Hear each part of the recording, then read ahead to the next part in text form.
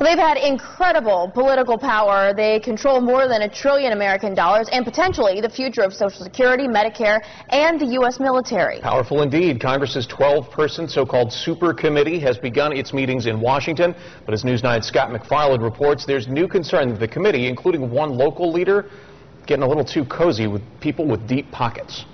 The so-called super committee has been meeting all week on Capitol Hill trying to find a way to cut $1.6 trillion from America's deficit. But at the same time, we found some are also going across the street for ritzy fundraisers with deep-pocketed D.C. lobbyists.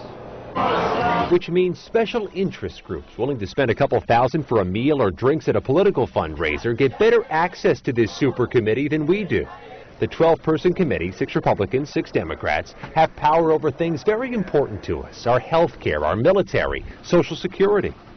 If you had $1,000 to spend on breakfast at this high-end Capitol Hill bistro, you could have had one-on-one time with this member, Pennsylvania Senator Pat Toomey. For up to $2,000, you could have had dinner at this seafood restaurant with this Republican super committee member from Ohio. Others will stage golf outings, group trips to Major League Baseball games. The co-chair of the super committee reportedly had a fundraising lunch in Seattle that occurred hours after she was named to the super committee.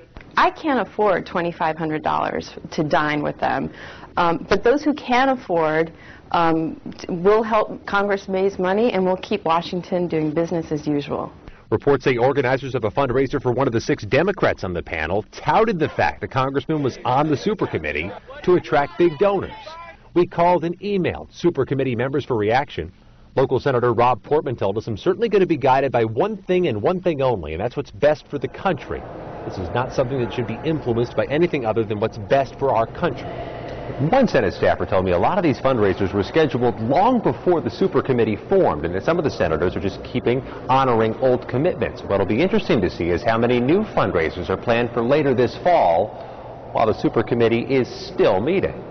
At the Capitol, Scott MacFarlane, News 9, live at 5.